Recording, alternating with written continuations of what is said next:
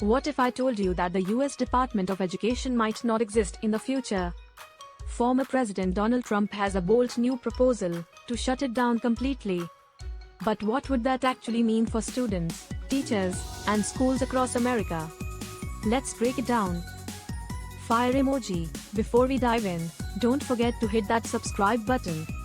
We bring you the biggest political and economic stories in a way that actually makes sense. Now, let's get into it. Police light emoji. Trump's plan: no more Department of Education.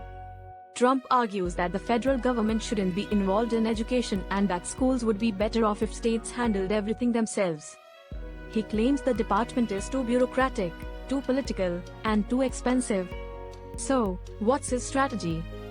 His proposal suggests black tick mark emoji, decentralizing education, giving full control back to states and local governments.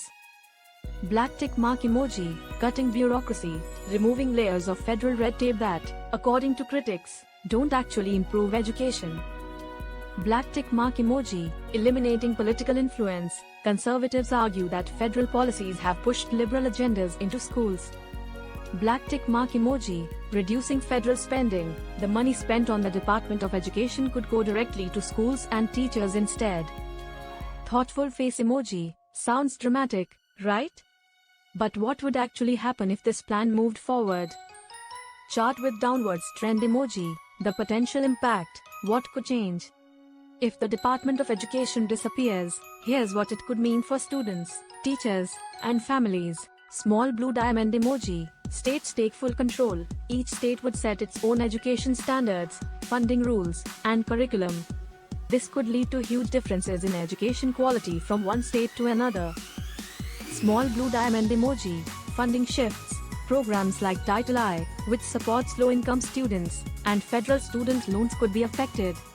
Would states step up to replace that funding? Small blue diamond emoji, college costs and financial aid. The federal government manages Pell Grants and student loans. Without it, students might face new challenges in affording college.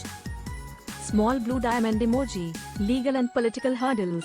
Congress would need to approve the shutdown, and let's be real, that won't be easy.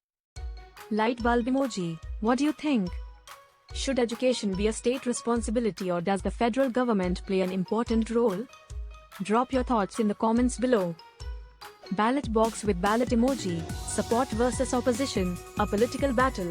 Blue diamond emoji, supporters say. White tick mark emoji, it eliminates wasteful spending and gives power back to the states and parents.